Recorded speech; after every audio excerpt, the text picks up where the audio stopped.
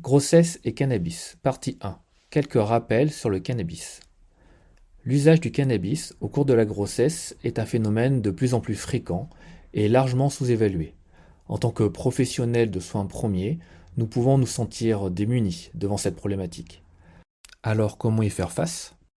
Avant de répondre à cette question, il est important de connaître l'impact d'un tel usage sur la grossesse et l'enfant à naître.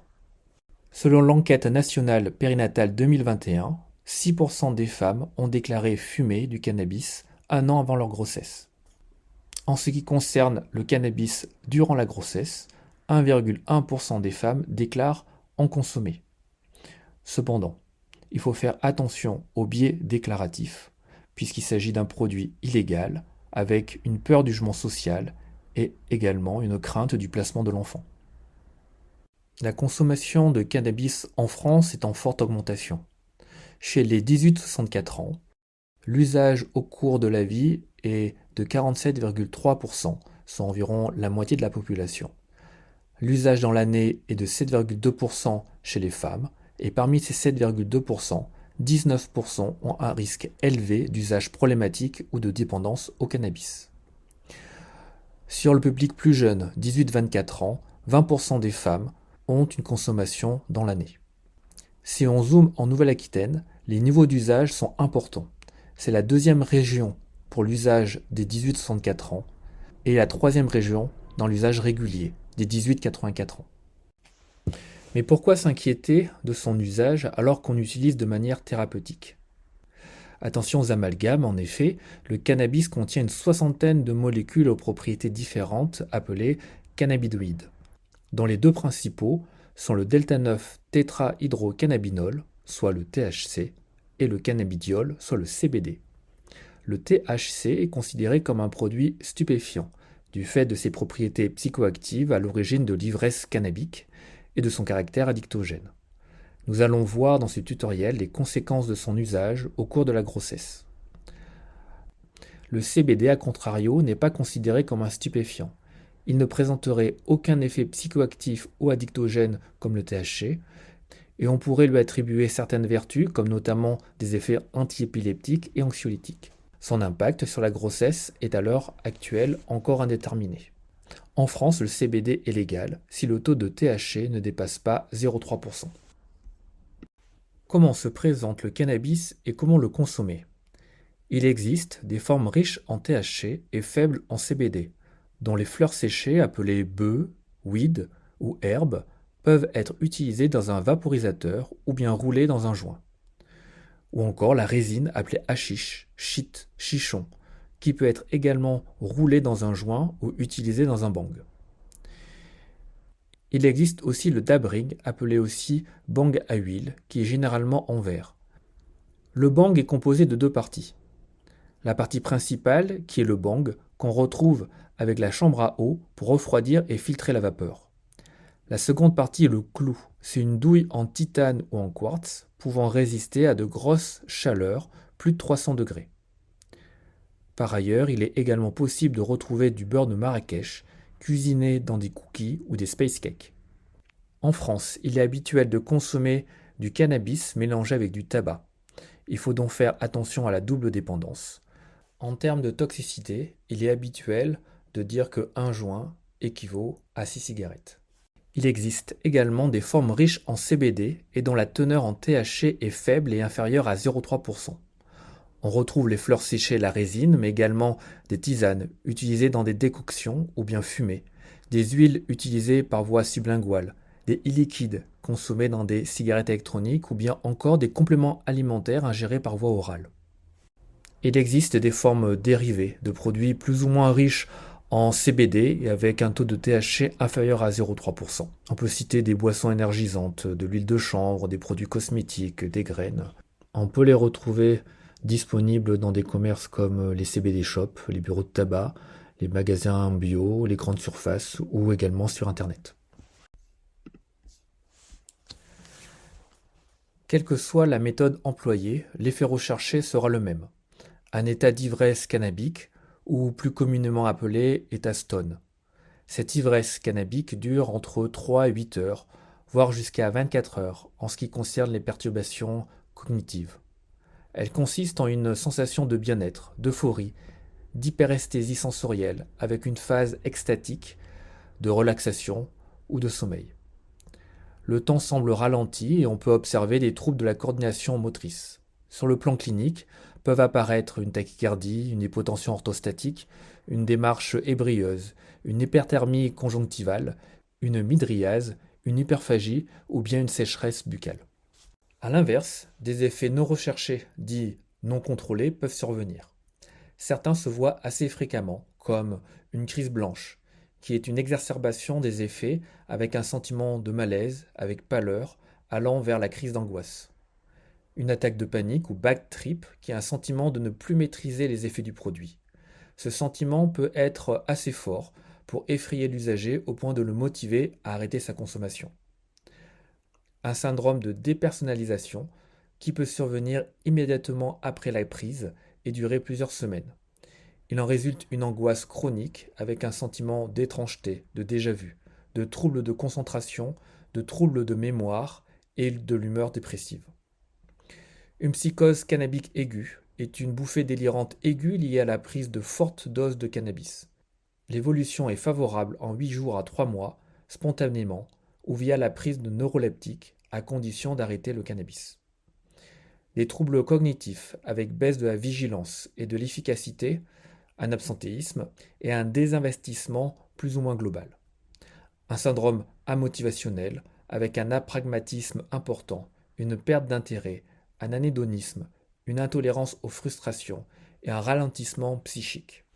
D'autres effets plus graves peuvent être observés. En effet, on constate que 15 à 40% des schizophrènes consomment régulièrement du cannabis. Ce dernier apparaît de plus en plus comme un cofacteur probable de déclenchement de la maladie sur un terrain favorable. De plus, les psychoses cannabiques induites par le cannabis existent mais leur fréquence est faible. Elles se caractérisent par des hallucinations non verbales, des modifications perceptives, des idées délirantes de contrôle ou de grandeur et des pensées imposées. Autre conséquence non négligeable, le risque accru d'accident de la route, d'accident domestique ou d'accident de travail chez une personne en état d'ivresse cannabique. Enfin, il faut garder à l'esprit que le cannabis a un effet potentialisateur sur d'autres substances comme l'alcool, les barbituriques, la caféine et les amphétamines. Au-delà de ces effets, qu'en est-il du risque de dépendance ? Eh bien, cela concerne environ 10% des personnes l'ayant expérimenté. La dépendance s'installe rapidement en 12 à 18 mois. Une personne peut donc consommer du cannabis sans avoir forcément de troubles de l'usage. Cependant, le risque de dépendance est d'autant plus important que la personne est jeune, d'où l'intérêt d'un repérage précoce. Chez une personne ayant un usage chronique, le sevrage peut se manifester par un ensemble de symptômes appelés syndrome de sevrage. D'après le DCM-5, celui-ci survient environ une semaine après l'arrêt. Il se définit par au moins 3 critères parmi irritabilité, colère ou agressivité, nervosité ou anxiété, troubles du sommeil comme les insomnies ou les rêves inquiétants, la diminution de l'appétit ou la perte de poids, l'agitation, l'humeur dépressive, un symptôme causant un inconfort important comme les douleurs abdominales, des tremblements, une transpiration, de la fièvre, des frissons ou des céphalées. Il faut bien entendu que ces symptômes entraînent une altération significative du fonctionnement socio-professionnel et qu'ils ne soient pas liés à une affection médicale autre. Pourquoi un usage au cours de la grossesse ? Il peut être à but récréatif, à la recherche de l'ivresse cannabique, mais il peut aussi être présumé thérapeutique, soit pour soulager l'addiction et substituer un usage de tabac ou éviter un syndrome de sevrage, soit pour pallier aux symptômes inhérents à la grossesse, comme par exemple les nausées, les douleurs ou l'anxiété. En effet, dans une société qui se veut de plus en plus écolo, bio, vegan, le cannabis peut être considéré par certaines comme un moyen naturel et inoffensif de remplacer le tabac et les traitements médicamenteux classiques. Or, d'après une revue de la littérature, lorsque le cannabis est consommé au cours de la grossesse, il comporte plus d'effets indésirables que les traitements médicamenteux classiques. Les propriétés lipophiles du cannabis lui confèrent la possibilité de passer à travers la barrière fœto-placentaire. Il va alors venir se fixer sur les cellules fœtales et notamment au niveau cérébral. En outre, lorsqu'il est fumé, Sa combustion entraîne la formation de monoxyde de carbone qui va entraîner une hypoxie tissulaire et donc un défaut de fonctionnement de certains organes comme le placenta, ce qui aura des répercussions sur le fœtus. Dans le sang, le taux de THC varie de 1 à 50 selon les produits consommés et ses effets sont donc difficiles à prévoir. L'effet maximal apparaît dans les 5 à 10 minutes après inhalation. Son élimination quant à elle est urinaire et peut survenir jusqu'à 21 jours suivant la dernière prise. Cela implique une imprégnation fœtale également sur plusieurs jours. Quelles sont alors les conséquences sur le développement fœtal ? De nombreuses études cherchent à répondre à cette question, mais souffrent de nombreux biais méthodologiques difficiles à contrôler. En effet, les consommations sont souvent déclaratives et surviennent chez des personnes vulnérables exposées à d'autres toxiques comme le tabac, l'alcool, la cocaïne, ou d'autres conduites susceptibles d'exposer l'enfant à des risques. Ainsi, des troubles du développement fœtal sont mis en évidence dans la littérature. Les risques pour l'enfant est d'être petit pour son âge, avec un effet dose dépendant, surtout si la consommation dépasse 5 joints par semaine et un usage par un bang. Des risques d'accouchement prématuré en lien avec la consommation de tabac, d'hypoxie et de toxicité liées à la fumée ou encore de perturbations du travail obstétrical sont souvent relevés. Le risque malformatif reste aussi discuté. Certaines études avancent une augmentation du risque de laparoschisis qui correspond à la fermeture incomplète de la paroi abdominale fœtale. D'autres, un risque supérieur d'anomalie du septum ventriculaire. La littérature apparaît également très contrastée lorsqu'il s'agit des conséquences à la naissance. Certaines études sont en faveur d'une baisse du poids de naissance. D'autres font mention d'une plus grande fréquence d'admission en soins intensifs à la naissance, et comme cela est bien documenté pour le tabac, une probable augmentation du risque de mort inopinée du nourrisson. Enfin, l'étude Nénuphar datant de 2007 a permis d'observer la présence de cannabis dans les urines de nouveau-nés présentant un syndrome de sevrage. Ce syndrome associe pleurs excessifs, tremblements, difficultés d'alimentation et de succion, troubles du sommeil, convulsions, hyperexcitabilité et trémulation. Le syndrome de sevrage ne nécessite pas de traitement. Cependant, la question de l'imputabilité du cannabis seul demeure, dans un contexte fréquent de polyusage et notamment d'usage de tabac. Comme nous l'avons vu, le cannabis se fixe aisément sur le cerveau fœtal. Cela peut entraîner une perturbation de son neurodéveloppement avec des conséquences sur le long terme. Ainsi, au cours des premières années, l'enfant peut avoir un sommeil perturbé et pourra développer un trouble du déficit de l'attention avec hyperactivité. Il pourra également développer des troubles cognitifs, tels une altération du raisonnement abstrait et du fonctionnement visio-perceptuel, avec aussi des troubles mnésiques entraînant des difficultés d'apprentissage. On peut également observer des troubles de l'attachement, avec des parents non disponibles car en état d'ivresse cannabique, ou bien las du comportement de leur enfant, mais aussi du fait que la mère n'ait elle-même jamais bénéficié d'un attachement sécure, ce qui se répercute sur l'attachement pour son enfant. À l'âge adulte, il pourra être prédisposé à développer des troubles psychiques, tels une psychose ou un état dépressif, et pourra être vulnérable aux addictions. Enfin, on note une majoration du risque de troubles des conduites avec une propension à la délinquance. C'est pourquoi un enfant ayant fait l'objet d'une exposition au cannabis durant la grossesse doit impérativement bénéficier d'un suivi médical adapté et le praticien doit être en mesure de rechercher un éventuel trouble neuropsychiatrique. Qu'en est-il de l'allaitement ? Du fait de son caractère liposoluble, le THC va avoir une certaine affinité pour le lait maternel qui est composé en grande partie de lipides. Il va rester 6 jours dans le lait maternel et par effet cumulatif, plus la maman en consommera, plus la concentration dans le lait sera importante. Allaiter son enfant, lorsque l'on consomme du cannabis, c'est prendre le risque de le rendre hyporéactif et hypotonique, de diminuer son tonus musculaire, sa force de succion et de le rendre plus irritable. Certaines études mettent en avant une perturbation possible du développement moteur à 1 an chez les nourrissons ayant été exposés au cannabis durant l'allaitement. Mais il faut souligner que ces nourrissons ont déjà subi une exposition in utero préalable. Ainsi, bien que les données manquent, l'abstinence doit être la règle en période d'allaitement. Autre élément à ne pas négliger, l'intoxication aiguë de l'enfant. Le nombre de cas graves et d'admissions en réanimation a été multiplié par 5 entre 2014 et 2017, en lien avec une augmentation de la teneur en THC dans les résines circulantes. De plus, l'ANSM rapporte 2,5 fois plus d'intoxications aiguës entre 2014 et 2017. Cela concerne principalement les enfants de 2 à 3 ans. En pratique, cela correspond à l'ingestion au domicile de boulettes de résine ou de barrettes qui se retrouveraient à la portée des enfants, ou bien d'une inhalation passive lorsque l'enfant se situe à côté de ses parents qui fument.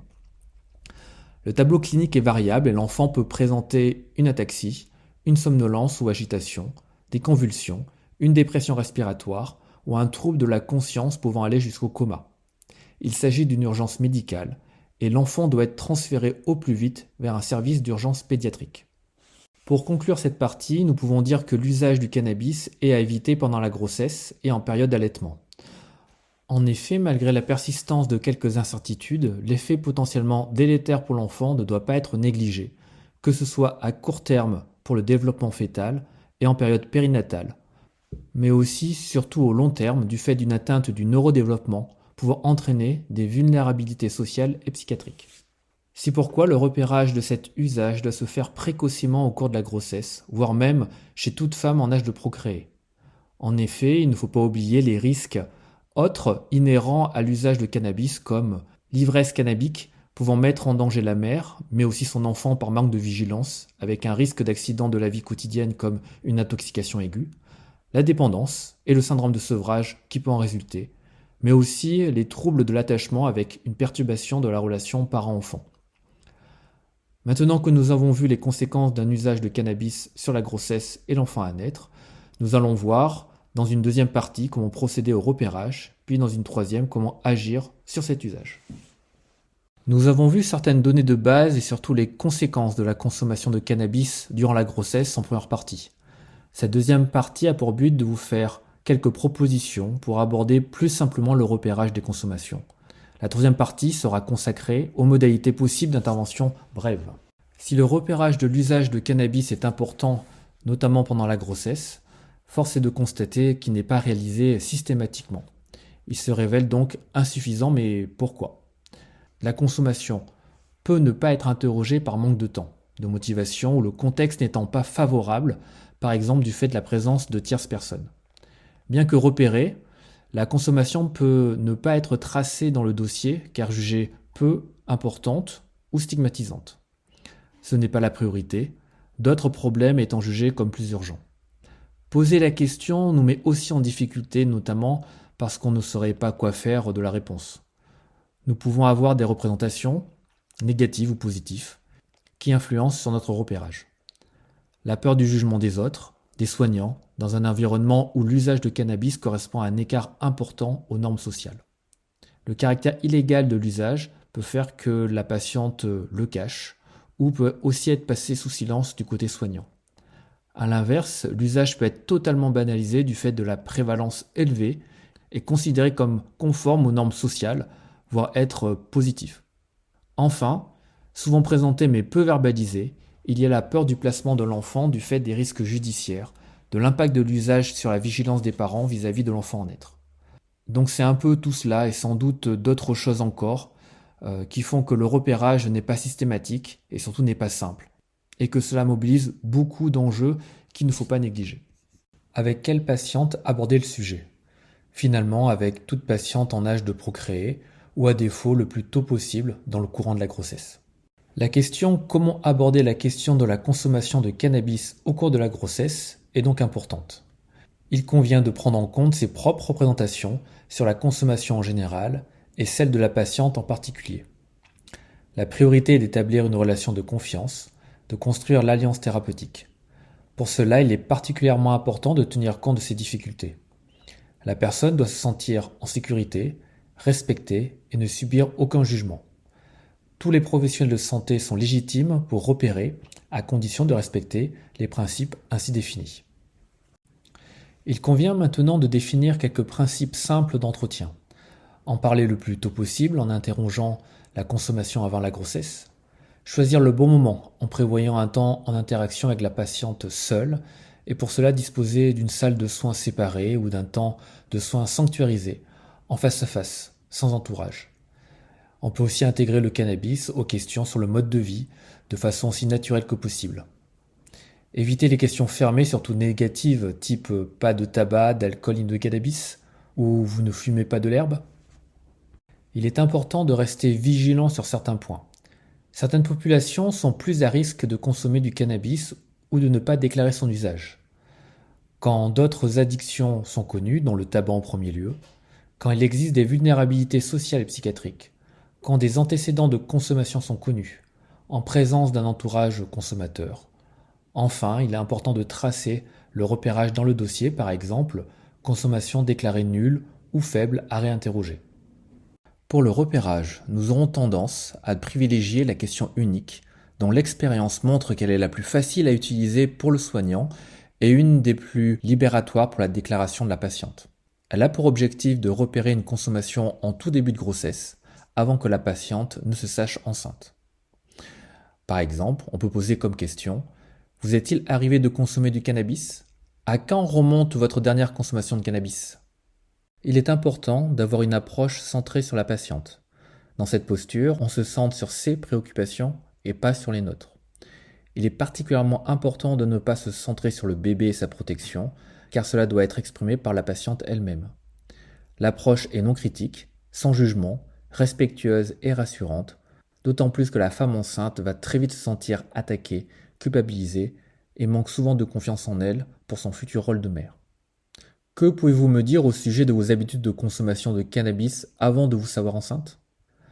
Avez-vous été en mesure de stopper ou de réduire votre consommation depuis?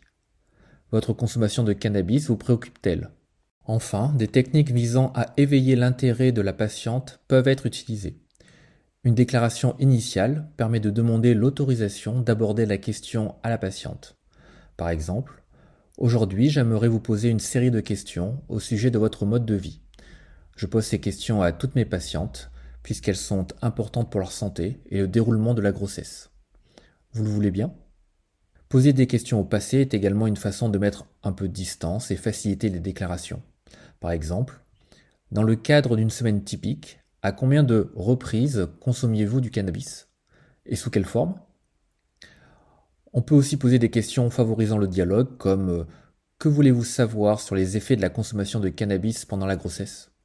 Des questionnaires standardisés peuvent être utiles en cas d'usage persistant durant la grossesse, afin d'évaluer l'importance de la consommation et ou la sévérité du trouble de l'usage.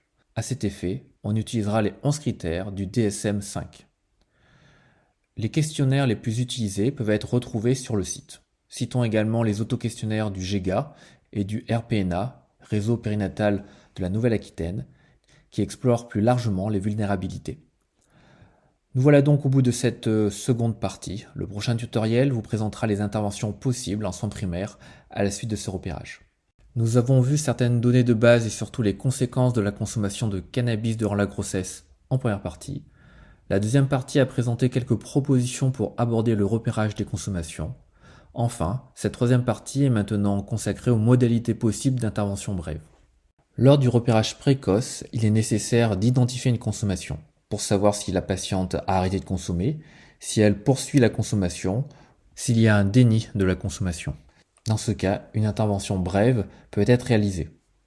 Dans la situation la plus fréquente, la patiente a arrêté l'usage du cannabis depuis qu'elle sait qu'elle est enceinte. Dans le cas d'un arrêt de la consommation, il convient de faire du renforcement positif, en félicitant la personne de sa décision, tout en insistant sur la nécessité d'arrêter également le tabac et l'alcool si ce n'est pas encore le cas. Surtout, il est important de rester disponible, par exemple en disant « Je suis là pour vous, si vous en sentez le besoin ». En effet, rien n'est définitivement acquis et le craving, ces pulsions incontrôlables, alors qu'on ne le veut pas, est souvent toujours présent, exposant à des risques de reprise de l'usage. De plus, la patiente peut être déstabilisée par l'arrêt. Parfois, la patiente continue l'usage du cannabis malgré la grossesse, de temps en temps, en fonction des opportunités et en banalisant un peu cet usage. Face à cette poursuite de la consommation, une intervention brève peut être proposée. L'intervention brève est structurée en différents temps, résumée par l'acronyme FRAM, qui signifie en français cadre. Nous allons les évoquer un par un, en commençant par le F ou feedback. Il s'agit d'exposer à la patiente le résultat du repérage, qui correspond à ce qu'elle vient de nous décrire. Par exemple, donc si j'entends bien, vous consommez du cannabis tous les soirs, c'est cela? Le deuxième temps correspond à R comme responsibility et consiste à impliquer la patiente en donnant la parole. Qu'en pensez-vous? Que pensez-vous pouvoir faire? Comment pensez-vous procéder pour la suite de la grossesse? Le A pour advice, il consiste à donner son avis sur la décision de la patiente. Par exemple, je ne peux qu'approuver votre décision d'arrêt du cannabis qui est le plus adapté pour vous et votre bébé. Ou encore, apparemment vous avez des difficultés à ne pas consommer de cannabis, souhaitez-vous qu'on en parle? Le M comme menu consiste à aider la patiente à faire le choix de sa ou de ses stratégies. L'erreur à éviter est de donner sa solution, car dans ce cas, la patiente imagine les obstacles susceptibles de s'opposer à la solution qui lui est proposée. Et ça, c'est contre-productif. En revanche, on peut lui proposer différentes solutions en lui demandant de choisir la plus appropriée à sa situation.